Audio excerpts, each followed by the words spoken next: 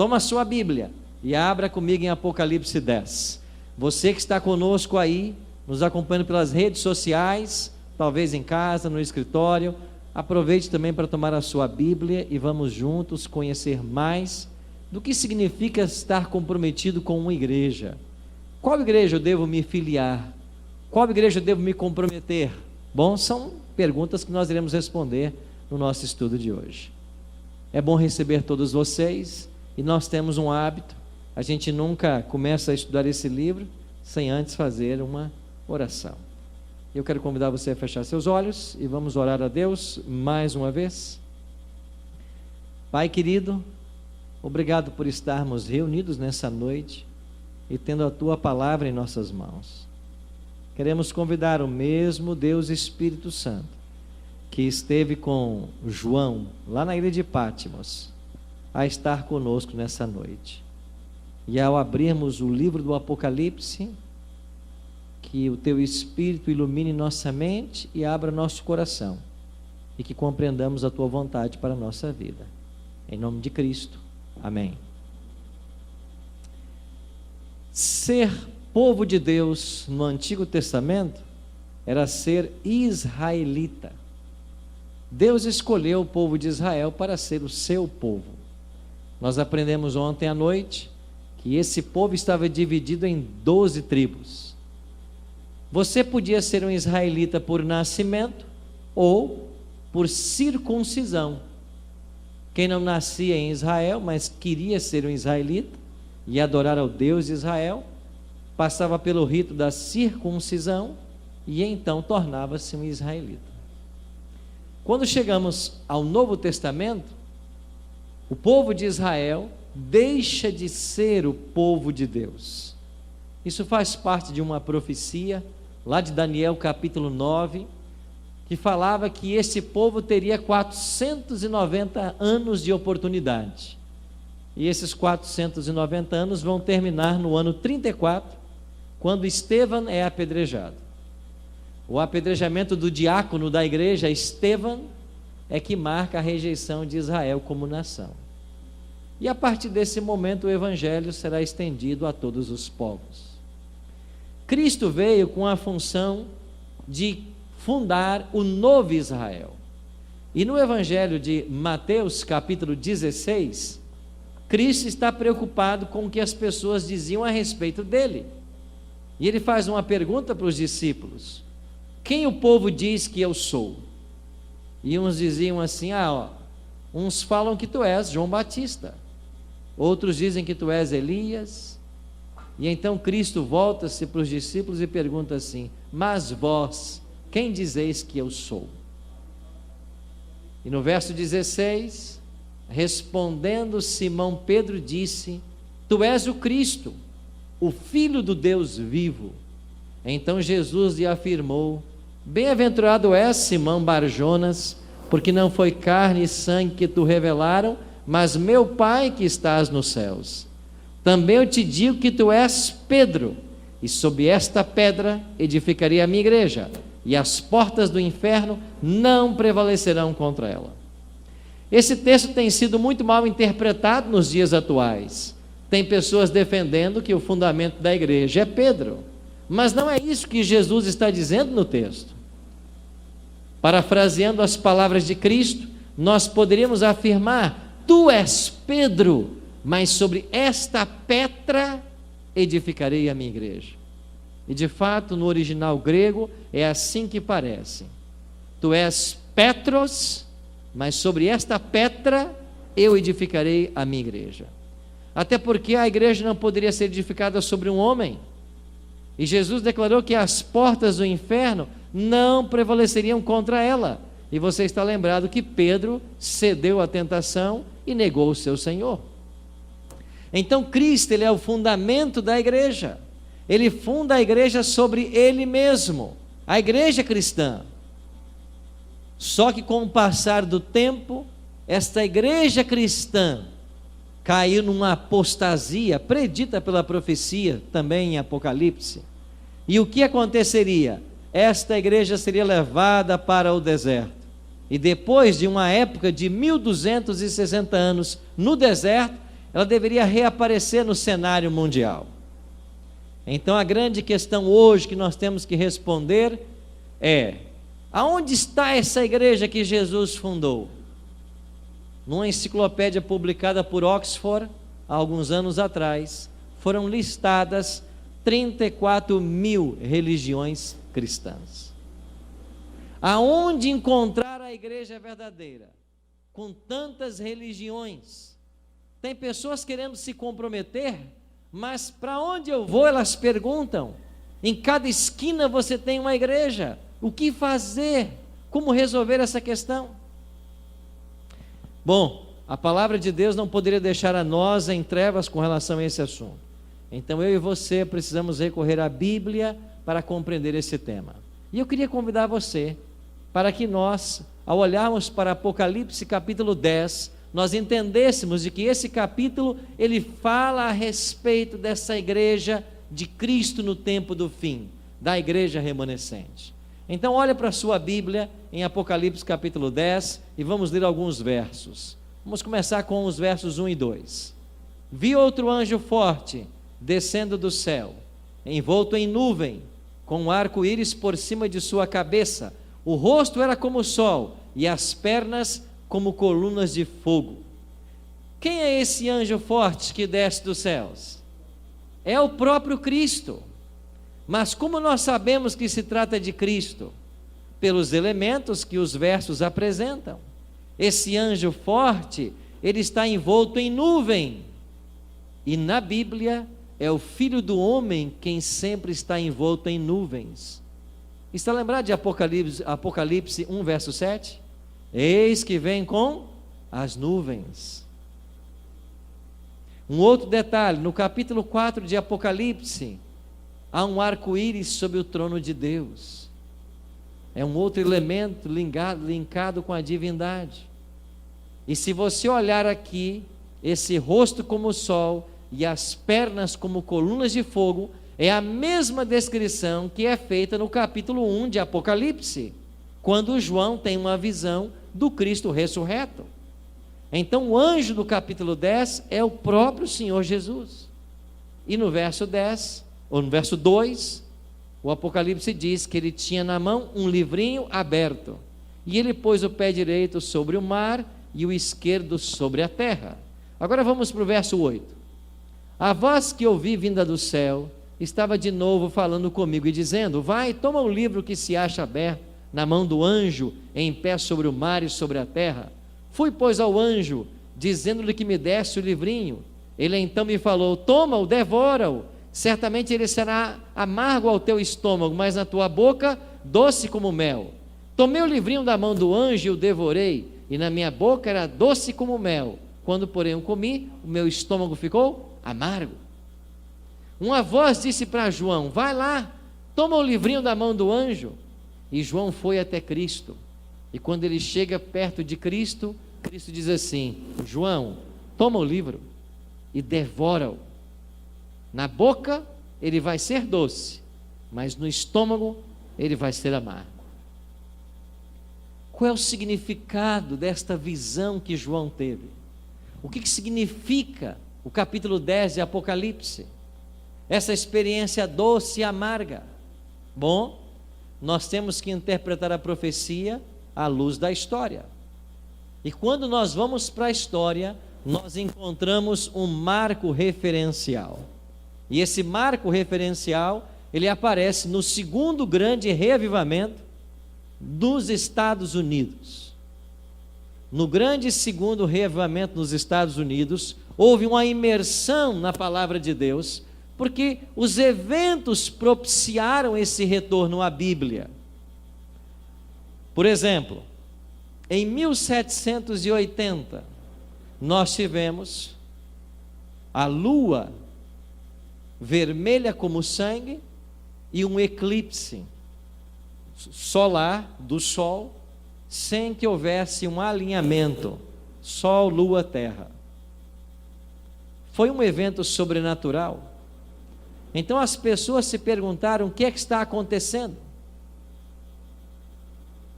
Quando chegamos ao ano 1798, a maior autoridade religiosa do mundo, o Papa, foi preso. Como que prenderam o maior líder religioso do mundo? As pessoas começaram a se perguntar. E quando chegamos ao ano de 1833, na região da antiga Nova Inglaterra, que compõe os estados ali de Maine, onde hoje nós temos Michigan, Boston, aquela região, Massachusetts, ali estava a Nova Inglaterra, e ali aconteceu uma chuva de estrelas. As enciclopédias registraram o fato. As pessoas se perguntaram: o que está acontecendo? É o fim do mundo? E milhares delas se voltaram para a Bíblia, inclusive um fazendeiro, membro da Igreja Batista, chamado Guilherme Miller. E aqui, nesta fazenda, na sua fazenda, Miller começou um processo longo de estudo da palavra de Deus. Sentado aí, nesta cadeira, nesta escrivaninha, tendo apenas uma Bíblia e uma concordância bíblica, ele começou o estudo da Bíblia em Gênesis capítulo 1. E ele não avançava enquanto ele não entendesse o que a Bíblia estava dizendo. E Miller foi caminhando no seu estudo da Bíblia, até que ele se deparou com um verso de Daniel, capítulo 8, verso 14, onde a Bíblia diz: ele me disse, até 2.300 tardes e manhãs, e o santuário será purificado. Miller não entendeu o que significava nesse verso a purificação do santuário. E ele gastou pelo menos 8 anos da sua vida pesquisando esse texto. Alguns de nós estudamos um texto por 2 dias, 3 dias, e já achamos que sabemos tudo. Por 8 anos ele esteve estudando, e ele chegou a uma conclusão de que esse período da purificação do santuário, 2.300 anos, tivera seu início no ano 457 a.C., porque aqui a profecia aponta como início a saída da ordem para restaurar e edificar Jerusalém, o decreto do rei Artaxerxes, rei da Pérsia, lá em Esdras capítulo 7. Miller entendeu que aí estava o ponto inicial do cômputo profético, ou do cômputo profético, e a partir daí, quando se passassem 2.300 anos, o santuário seria purificado. E Miller entendeu que seria por volta do ano 1843, 1844, mas Miller nunca definiu uma data exatamente. Mas quando se aproximou o período, esse ano, a pressão aumentou, e todos queriam saber quando então seria a purificação do santuário, que no entender deles seria a volta de Cristo. E foi um outro homem chamado Samuel Snow que chegou à seguinte conclusão: se a purificação do santuário lá em Israel acontecia no 10º dia do 7º mês do calendário judaico, nós temos que encontrar em nosso calendário gregoriano o dia da expiação judaica. E ao fazer a transposição dos calendários, Samuel Snow chegou ao dia 22 do mês de outubro. Então eles agora passaram a acreditar que no dia 22 de outubro de 1844, o santuário seria purificado. E a purificação do santuário seria a volta de Jesus. E quando todos descobriram isso, achavam que estavam certos, espalhou-se pelos Estados Unidos e pelo mundo inteiro a mensagem da breve volta de Jesus. As pessoas venderam tudo o que elas tinham e aplicavam nas publicações de revistas e artigos para anunciar a volta de Jesus. Quando a data se aproximou, as pessoas deixaram suas colheitas no campo, fizeram as pazes com os inimigos. Todos estavam se preparando para o grande dia da volta de Jesus. E quem viveu esse período descreve como o momento mais áureo da sua vida. Você se lembra do doce na boca? O doce na boca, após João ter comido o livrinho, eram as boas novas de que Jesus voltaria no dia 22 de outubro de 1844. O capítulo 10 de Apocalipse, ele retrata a experiência, é uma profecia da experiência que viveria esses cristãos no século XIX. E eles se prepararam para esta data. Guilherme Miller, por exemplo, nesta pedra, ou nesta rocha, conhecido como Rocha da Ascensão, aqui ele esperou a volta de Jesus. O dia 22 de outubro caiu numa terça-feira, e naquele dia todos estavam eufóricos, prontos para receber o Senhor Jesus. Era o doce na boca de João. Mas o dia amanheceu, entardeceu, o sol se pôs e Jesus não voltou. Eles relataram posteriormente que aquele se tornou o dia mais triste da vida deles. Choraram e choraram e choraram até secarem as lágrimas. O que era doce na boca tornou-se amargo no estômago. Este fato ficou conhecido como a grande decepção millerita. E Jesus não voltou na data que eles esperavam. Interessante que no dia seguinte, na quarta-feira, 23 de outubro, um dos desapontados milleritas, como passaram a ser chamados os seguidores de Guilherme Miller, ele estava indo confortar algumas famílias que haviam passado pelo desapontamento, e enquanto ele passava por um milharal, ele teve uma visão. E na visão que teve Irã Edson, ele viu os céus abertos e Cristo passando do santo para o santíssimo. E esta visão ajudou-o a compreender o que estava acontecendo com este povo naquele exato momento. Eles voltaram para a Bíblia, continuaram seus estudos, e eles chegaram à seguinte conclusão: eles estavam errados com relação ao evento, mas certos com relação à data. No dia 22 de outubro, algo aconteceria, mas não a volta de Cristo. E se não era a volta de Cristo, o que era? Eles entenderam. 2 eventos.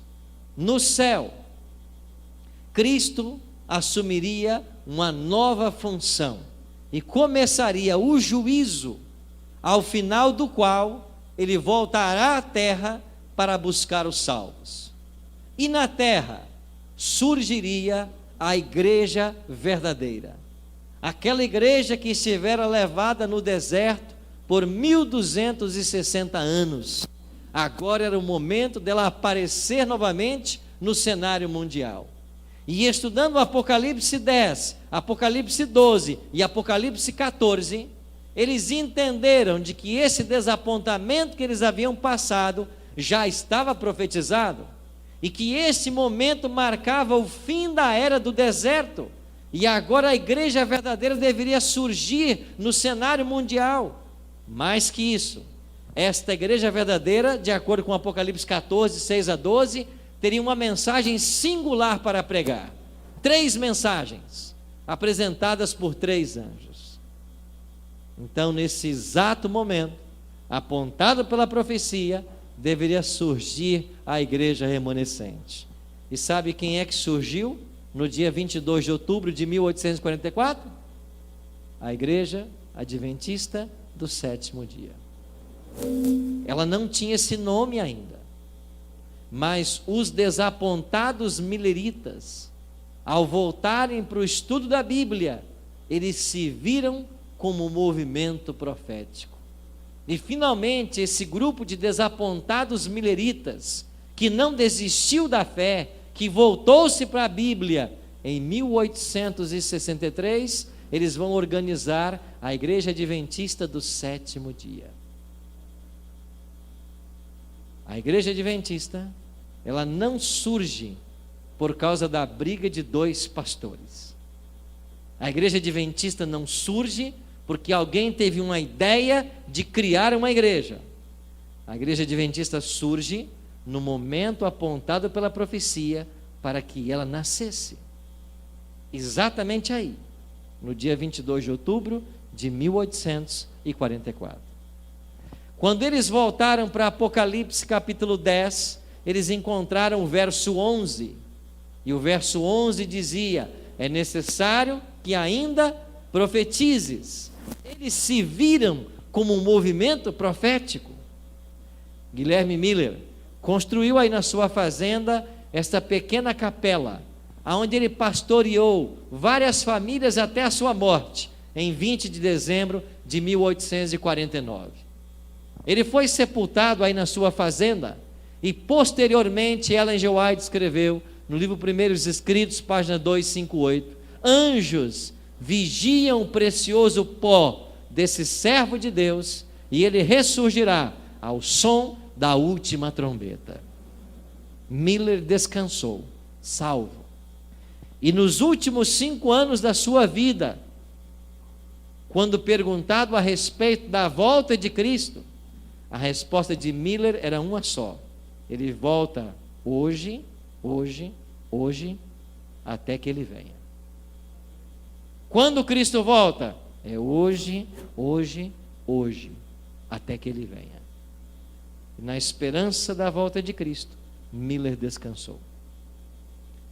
Existem alguns homens que fazem parte da história que são homens proféticos. Miller é um deles. Martinho Lutero é outro deles. Estevão é outro deles. Paulo é outro deles. Homens que a profecia marca o seu tempo com a obra desses cristãos. E assim nasceu a Igreja Adventista do Sétimo Dia.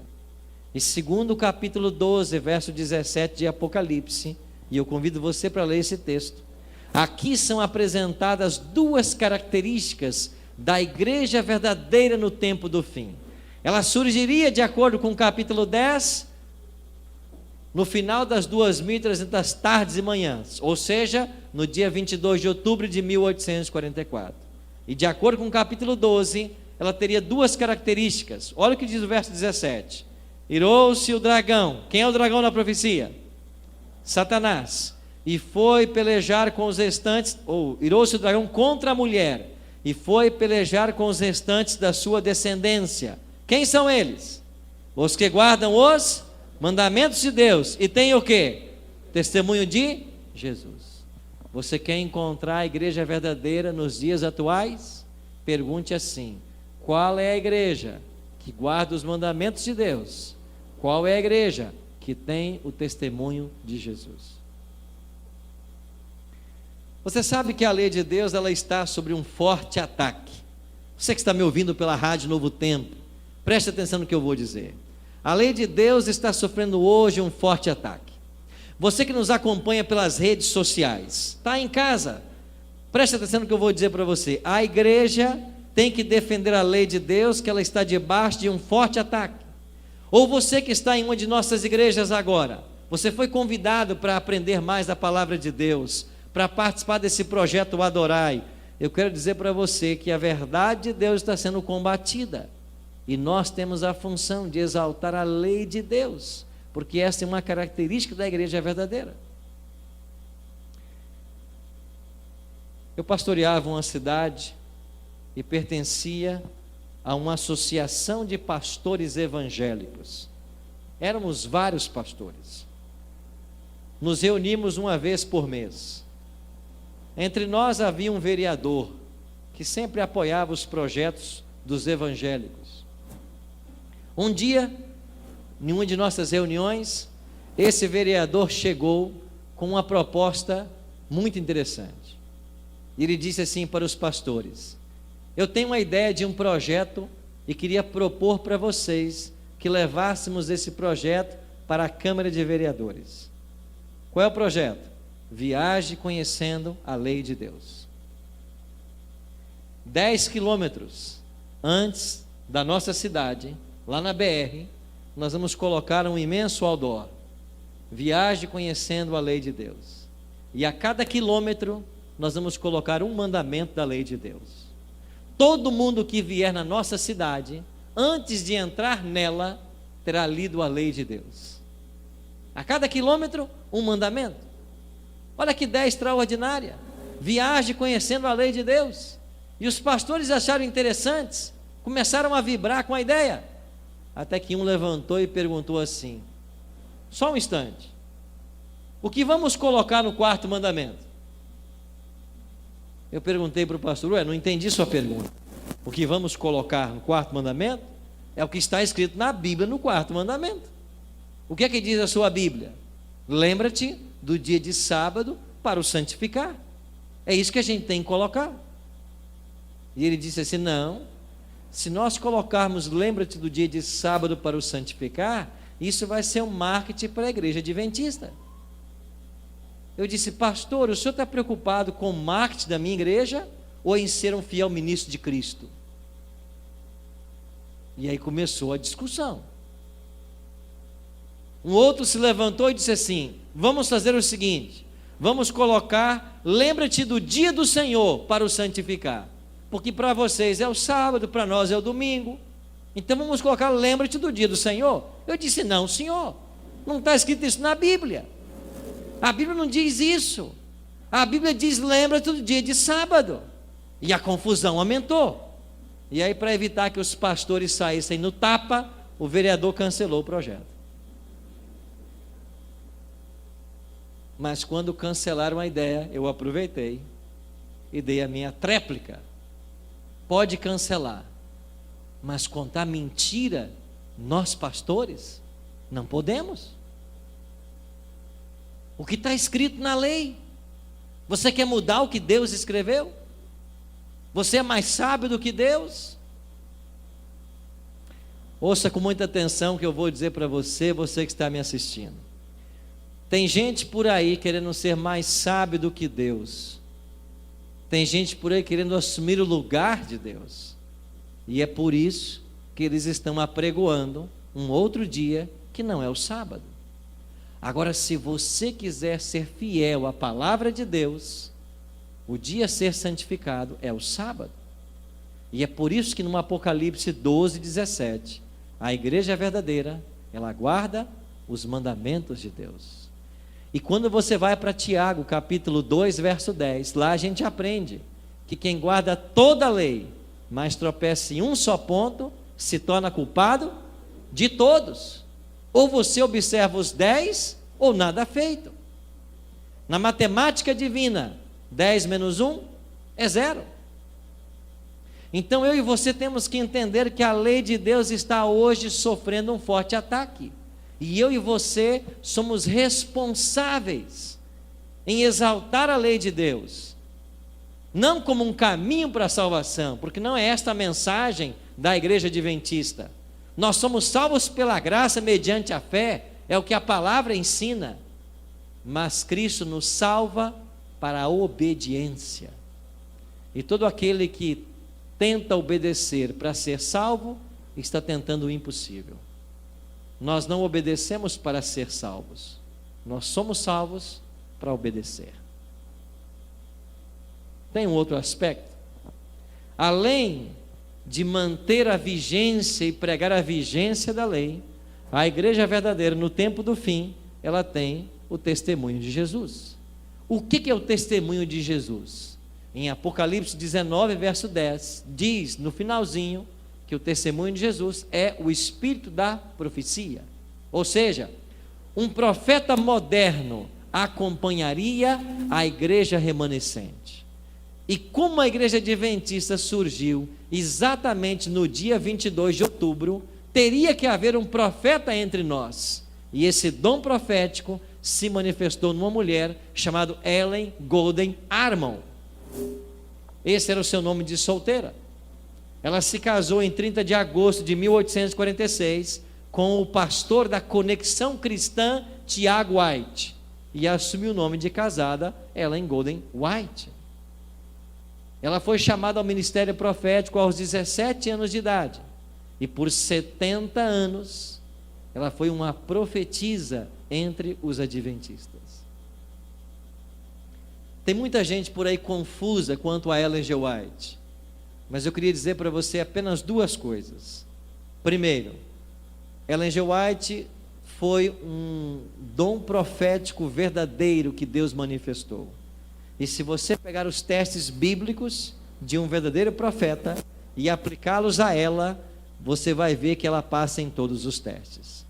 Segundo ponto, Ellen G. White escreveu cerca de 100 mil páginas manuscritas, mas tudo que ela escreveu não está no mesmo pé que a palavra de Deus, porque a igreja adventista é uma igreja que acredita no princípio da reforma protestante, sola escritura, só a escritura.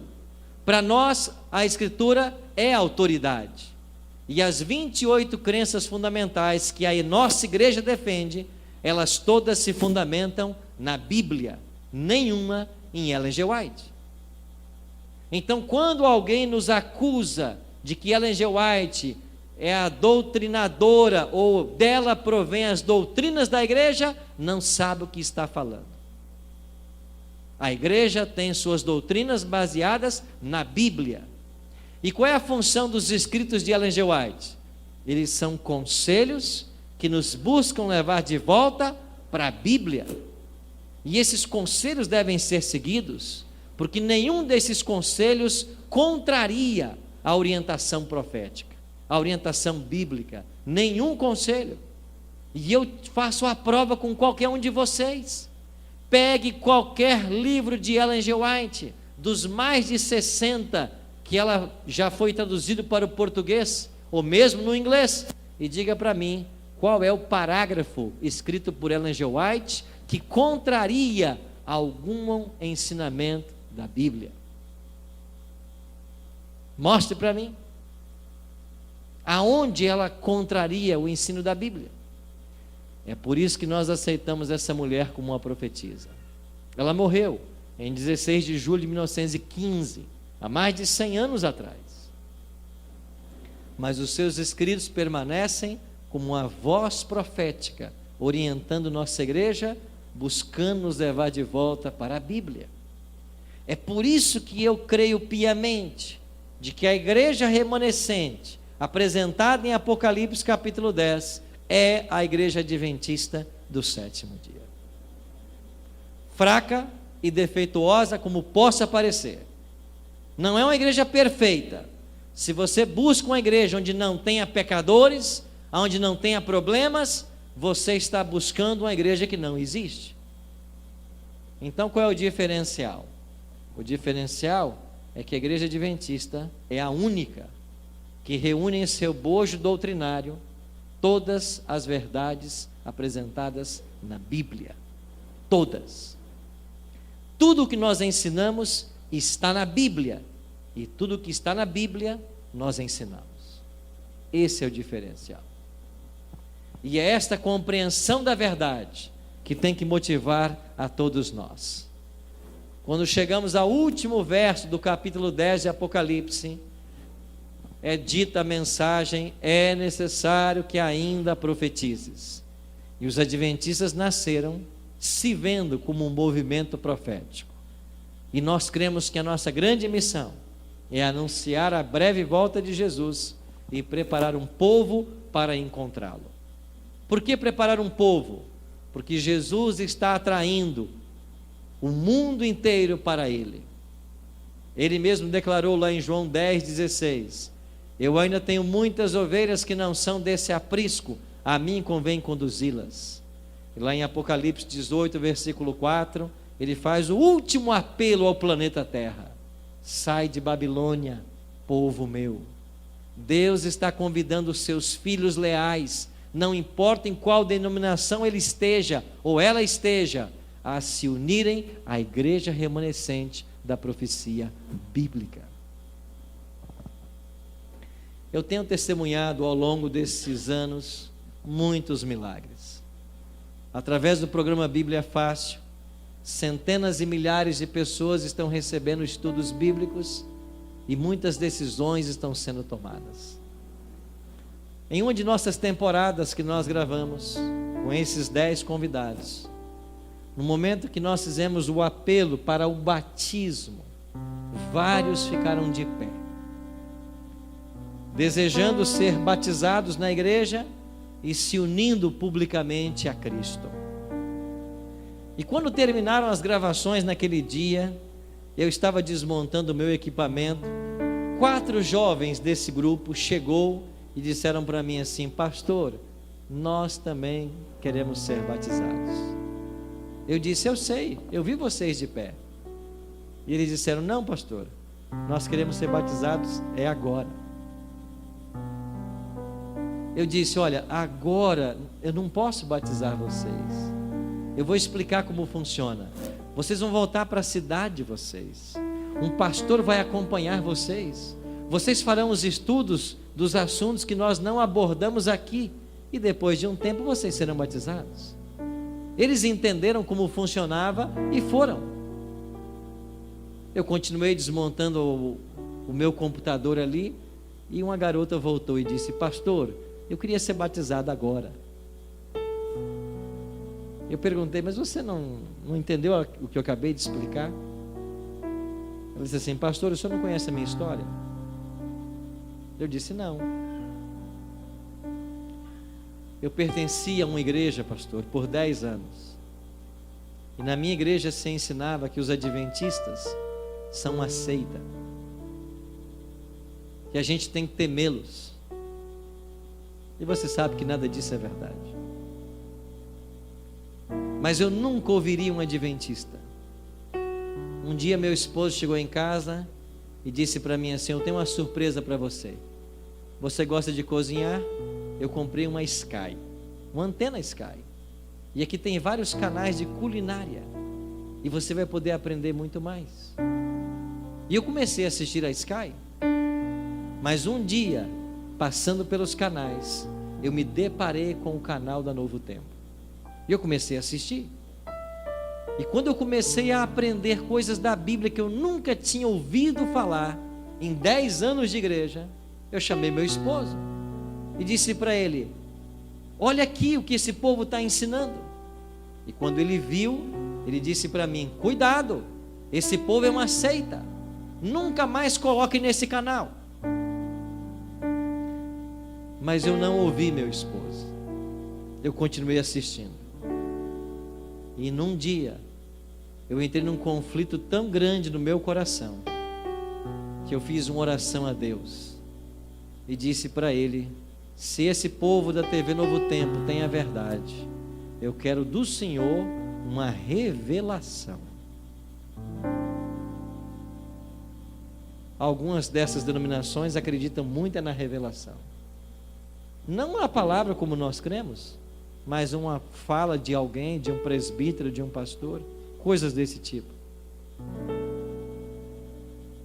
Ela pediu a Deus com sinceridade de coração. No dia seguinte, o telefone na casa dela tocou. Ela atendeu.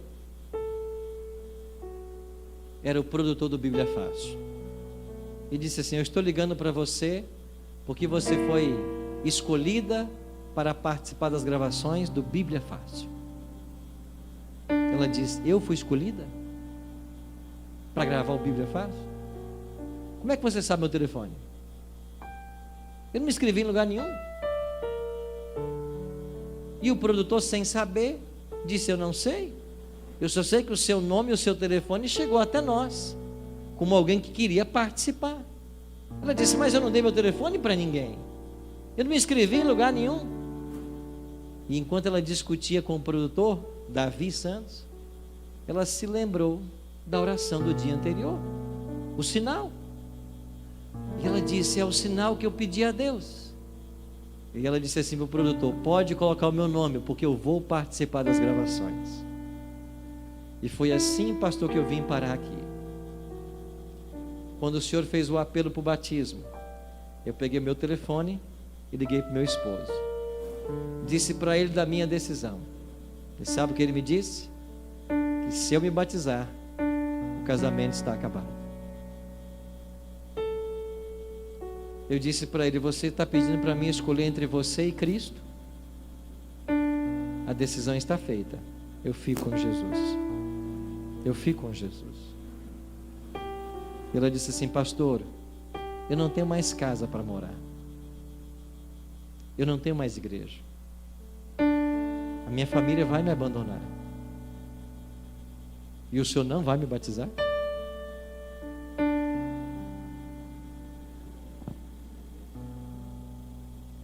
Na mesma hora, eu fui para a piscina e batizei essa garota. Sabe por quê?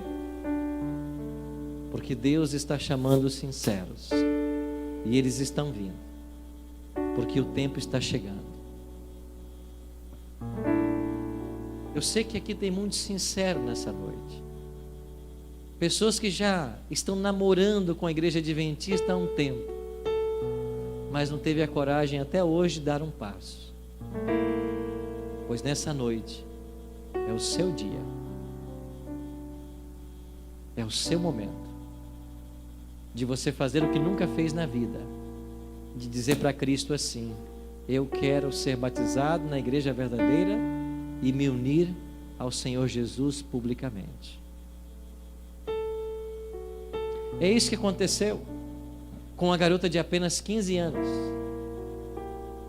Eu queria convidar o pastor Fanuel que entrasse com a Vandara no tanque. Ela pertencia a uma outra denominação. Ela disse que não se ensinava a Bíblia. Ela não compreendia muitas coisas. Mas um dia, duas amigas adventistas, que trabalhavam na mesma escola que ela estuda, ofereceram um estudo bíblico para ela. Aonde ela estava frequentando, naquela igreja, a Bíblia não era explicada, diz ela. Ela aprendeu coisas erradas. Mas um dia, duas amigas adventistas começaram a ensinar a palavra. E ela tomou a decisão dela. E com apenas 15 anos, a Vandara vem aqui para dizer que o coração dela é de Jesus. Vandara, eu sei que você tem teus pais e mais 3 irmãs. É o seu primeiro campo missionário. Você é a irmã mais velha. Você tem ajudado suas irmãs na vida cristã. Agora você tem uma responsabilidade maior de mostrar para elas o caminho que você está conhecendo. Mas antes que o pastor Fanuel batize a Vandara, eu queria convidar a Darlene. Ela vai louvar a Deus. E você que está aqui no auditório, no nosso Encontro Vida, e tem o desejo nessa noite de também tomar a decisão pelo batismo, ou talvez pelo rebatismo, eu quero convidar você a se levantar e vir aqui à frente, porque eu quero orar por você. Você entende nessa noite que Deus tem uma igreja verdadeira nesse mundo, e você quer se unir a ela através do batismo. Venha, minha querida, pode vir. Onde você estiver aqui sentado, levante-se e venha. Tome a sua decisão agora por Cristo. É a palavra de Deus que está sendo ensinada. Não existe verdade mais cristalina. Eles poderão até tentar desviar você do caminho, mas esse é o caminho da verdade. Você que está aí nos assistindo em uma de nossas igrejas, mais de 3.000 igrejas espalhadas pela União Norte, eu quero convidar você em nome de Cristo a ficar de pé aí na igreja. E quando você ficar de pé aí onde você está, você vai dizer para os teus amigos aí na igreja: eu quero também ser batizado. E eu vou pedir aos líderes da igreja que vão até você, abracem você e ajudem você nessa caminhada. Você que está aí nos ouvindo pela rádio Novo Tempo, você quer tomar a decisão também de se unir à igreja verdadeira? Ligue para a rádio Novo Tempo, ligue amanhã para nós, faça contato, nós vamos te ajudar. Você que está me assistindo pelas redes sociais, você quer tomar uma decisão? Para você que está aqui, louvado seja Deus porque você teve coragem de vir aqui à frente. Não é fácil dar esse passo, mas Cristo deu o maior passo que podia ser dado para salvar a todos nós. Eu queria orar por você agora. Pai Santo, é desejo do nosso coração te servir em espírito e em verdade.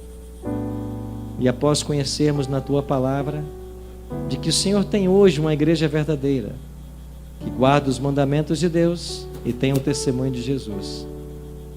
Louvado seja o teu santo nome por essas pessoas que desejam se unir ao Senhor e à tua igreja nessa noite. Suplicamos que o teu bom e santo Espírito abrace a cada uma delas, que elas tenham em breve a chance de serem batizados como esta jovem foi agora, e que essa decisão permaneça no coração de todos nós. Cubre-nos com as tuas bênçãos, proteja-nos com os teus anjos e salva-nos para o teu reino. É a nossa oração em nome de Cristo. Amém. Deus te abençoe.